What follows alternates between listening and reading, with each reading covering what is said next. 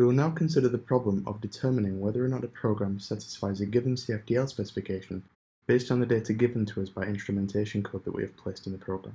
When performing online monitoring in general in runtime verification, at any given point in execution we haven't yet observed the complete program run. In our case, this means that the online monitoring problem reduces the question of does the prefix of a dynamic run observed so far satisfy a given CFTL formula. What we do to answer this question is generally referred to as incremental monitoring. We use this phrase because at runtime we have to deal with incremental updates to the prefix of the execution that we have observed. These incremental updates to the execution must then translate into incremental updates in our decision on whether or not the program execution satisfied the CFTL formula so far. Our monitoring algorithm for control flow temporal logic uses a form of formula rewriting.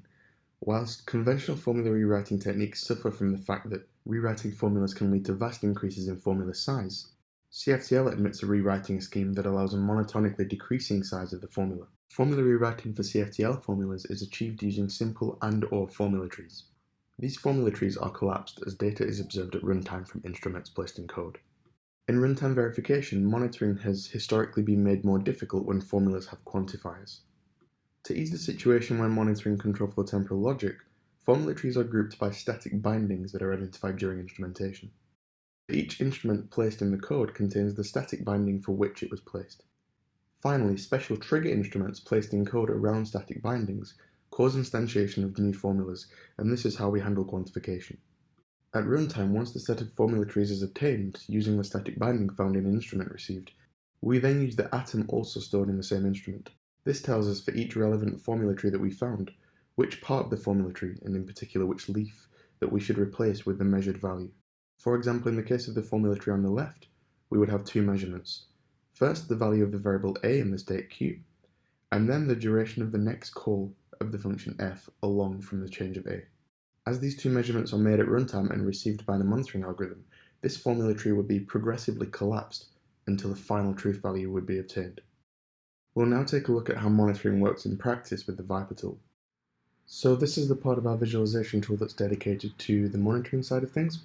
So the idea is that instrumentation happens statically, performs the necessary modifications on the source code, and compiles the bytecode, and then when the program runs with instrumentation, the monitoring thread run by VyPR receives information from the instrumentation code, and this visualization tool shows us what happens.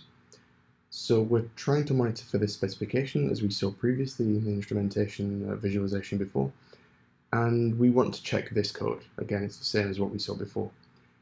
So our first event is that the function starts because we write CFDL specifications over individual functions, and the next event is that a new monitor should be triggered, and this is a new formula tree. So if I go to this event, we'll see that again, these monitors are organized with respect to static bindings. So as we saw before in instrumentation, there's a static binding picked up on line 9. So on line 9 equals 10. So I add a monitor to this set of monitors, and my monitor is essentially a formula tree. So here I have time between, and I have two parts of it, and ultimately I want to observe measurements for these two parts and decide whether my formula tree collapses to a truth value or not. So if I go to the next event now, I see that first of all I receive an observation from the instrumentation code. In this case I receive a timestamp, and the formula tree hasn't collapsed yet for the simple reason that part of it hasn't been resolved yet, so it can't collapse to a truth value.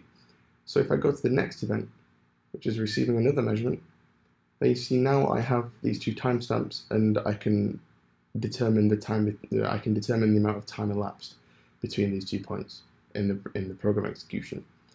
So the next event is a collapsed monitor event, and this means that when VyPR was running, the next thing that happened once it received these two measurements was that it decided that the formula tree here could collapse.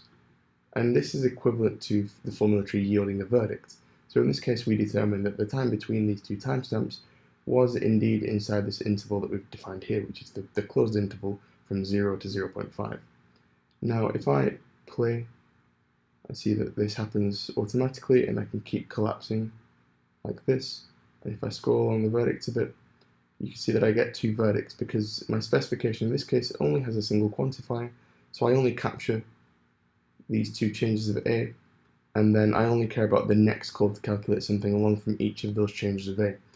Now, if I were to include a second quantifier, then the monitoring story would look very different. And for example, here we have the for loop. So for each of the iterations around the for loop, if I had a second quantifier that captured all of the calls to calculate something in the future of this change of A, then all of the calls of calculate something inside this for loop would be captured, and we would get a formula tree for each of those. That's it for the first half of this tutorial. In the second half, we'll present our explanation approach for property violations.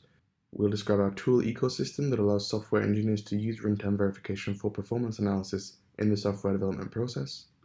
And finally, we'll describe an application of the VyPR tool system to analyzing a real system running at the CMS experiment at CERN.